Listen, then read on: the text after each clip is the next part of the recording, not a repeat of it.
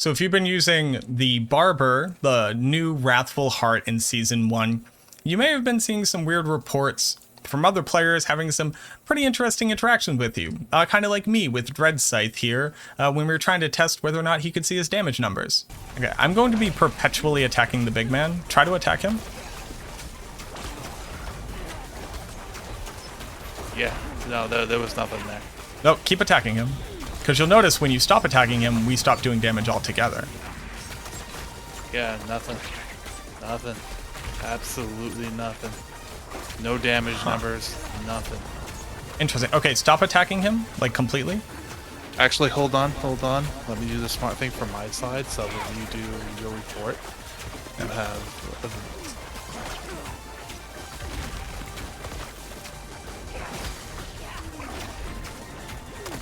So you had to have been doing damage because my damage when it like comes off of cooldown is like 300 to 600.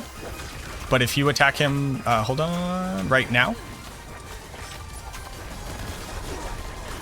Yeah, no damage is going through. And then it goes through. Okay. Mm-hmm. So, okay. Or when I went to go fight the world boss to see just how crazy the damage numbers could get from me, a Bloodlance Necromancer who has never procced for higher than like, I don't know, 100 to 50,000 damage on a single target. More time. I need more essence. 4.2. 10 million. 4.2. And the issue that a lot of things are currently running into is how the Barber works with the rest of the damage. So let me just very quickly explain it because it's a little bit nuanced. But basically it says, if you have the Barber equipped, which is the heart that's currently socketed into my amulet here, once I successfully deal critical strike damage to the monster, they effectively stop taking damage. All of the damage that you would do, whether it's vulnerable or crit or overpower or whatever, that you would apply to the target instead goes into a big bucket. And at the end of the timer, so the 2.9 seconds here, it will explode from that target and also be multiplied by the percentage bonus that you have. So here, let's just say I had a 3-second heart. At the end of 3 seconds, it would be multiplied by 1.42 because it would gain 42% total damage. Now, if you read it a little bit more closely, you'll notice that it puts this effect on the target itself. This isn't like some kind of weird buff that you're building up for damage to explode on the target. And this leads to the interesting interactions where basically you're like absorbing everybody else's damage. Nobody else will see damage numbers when they attack because all their damage is being absorbed and not being dealt to the target immediately. Then at the end of the explosion, your ability is the thing that triggers, and it looks like you do the damage. That's why I was able to get those ridiculous million damage crits on the world boss. I can't do that much damage, but the Barber can if it's absorbing everybody else's damage around me. Now, the interesting part, and I'm not looking to refute other classes, I'm just looking to talk about the Necromancer itself, is that some people believe that this is actually interrupting their ability to successfully trigger different lucky hit effects in the game. So let's go ahead and look at an example of one that the Necromancer has, because the verbiage on Lucky Hit is incredibly different depending on what skill you're looking at. If you've been following my content for a little bit, I've posted a lot of videos covering Lucky Hit and how it works with stuff like Blighted Corpse Explosion, etc. But one of the great examples is Hewed Flesh. Hewed Flesh very specifically reads that your damage has up to a 12% chance to trigger generating a corpse. Because of that, Corpse Explosion, when used with Blighted Corpse Explosion, has a 12% chance to trigger this ability every time it deals damage. And it deals damage twice per second for 6 seconds. So it has 12 opportunities to trigger a 12% chance of happening. Basically what it means is every single time you cast Corpse Explosion on a target, you should expect to get back a corpse more than 100% of the time. The opposite effect of that is actually something like Crippling Darkness. This says that a Darkness skill has up to a 15% chance to trigger. And what that basically means is that you take the lucky hit chance of Corpse Explosion multiplied by this chance, and it gets you down to about a 6% chance per corpse explosion to ever trigger this stun ability. And we're able to prove that with our math from a video a long time ago. You can go watch it if you really want to. And what's even more interesting is that there's a third type of lucky hit, which doesn't need you to do damage, and it isn't based off the skill. And it's actually just triggering when the enemy is hit while an effect is on it, which is the thing that allows Decrepify to be triggered by the summons that a Necromancer has, especially with Thorns damage. Now, the reason why all of that nuance is important here is because this very specifically makes it so that you aren't applying damage during the time that it's storing up the damage. So some Druid players are saying that it's interrupting their ability to be able to generate essence off of Earthern Might. Earthern Might for the Druid is a lucky hit ability that says you have up to a 5% chance to restore all of your spirit whenever you use an Earth skill, or cause your attacks to be guaranteed to critically strike, and then it's increased if you're critically striking and or the target is stunned, immobilized, or knocked back. Now, the interesting part about it is this would almost make sense.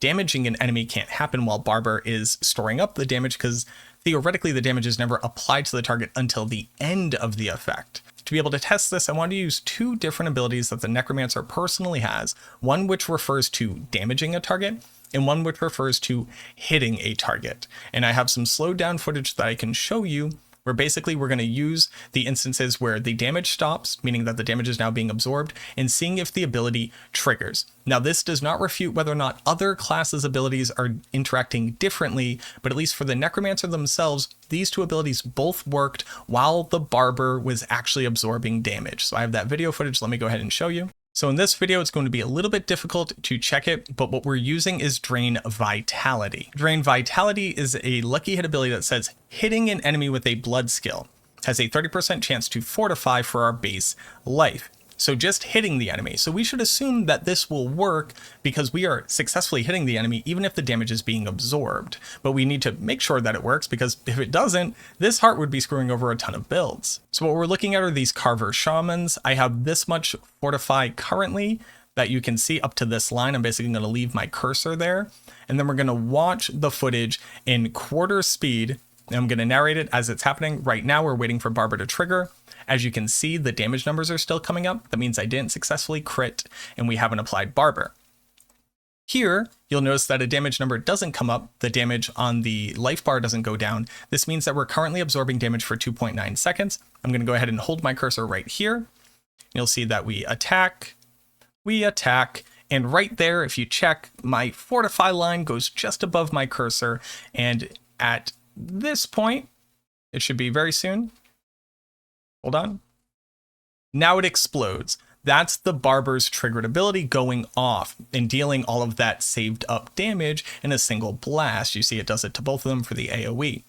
So during the time that the Barber is absorbing damage, I'm able to successfully trigger a lucky hit ability that says when you hit a target.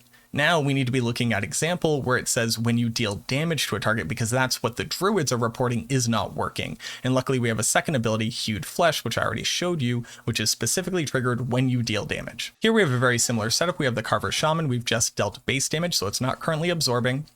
And then as we go, there we do no damage at all. That means that the effect is currently on the target. It's absorbing damage as it speaks, and then later on it will explode. And here, we successfully generate a corpse. Underneath, you'll see that it's highlighted there. But we successfully generated a corpse on the Carver Shaman while it was absorbing. And just so that you can see that the explosion happens, so that the Barber effect was actually in play, and boom. So it went off there. That's the Barber in effect, currently absorbing damage. And if we go back and look at Hewed Flesh and read it one more time, it specifically triggers when you deal damage to a target. So right here, if this was all of the data that I had to provide, I would say that it is still reading as if you dealt damage, even though the monster's life is not being reduced. You would have to be able to deal damage for the Barber to be able to absorb the damage to then do to it later. Now, that being said, classes and their lucky hit abilities and lucky hit in general is incredibly finicky.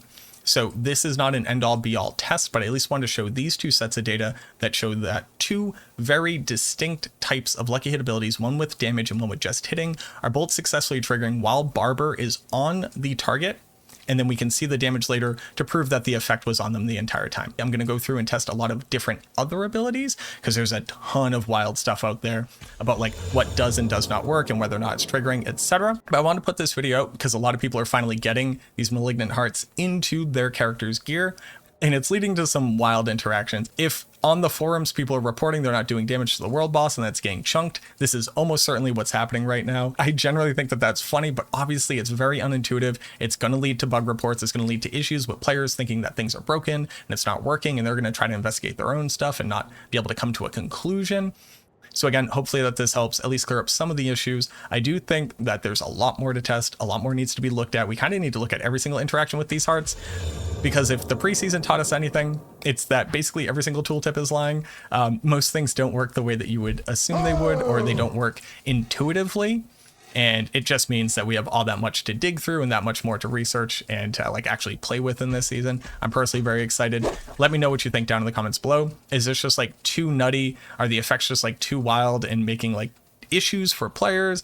Are you running across any very specific issues that you've run into that needs very specific testing to be able to prove whether or not it's happening? Let me know that as well. If you haven't already, come join the Discord. I'd love to get everybody who's looking into stuff like this all into one place so we can kind of share information. That would be great. Also, if you haven't already and you're enjoying this level of like weirdly deep analytical research into just how single items are working in D4, consider subscribing to the channel. I try my best to be able to put out content all of the time, but it takes a lot of effort to be able to research and look into these things and prove that one thing's working and another thing's not working. So if you haven't already, I'd really appreciate it. Thank you so much for watching this video. I truly hope that it helps, and I look forward to seeing you in the next one.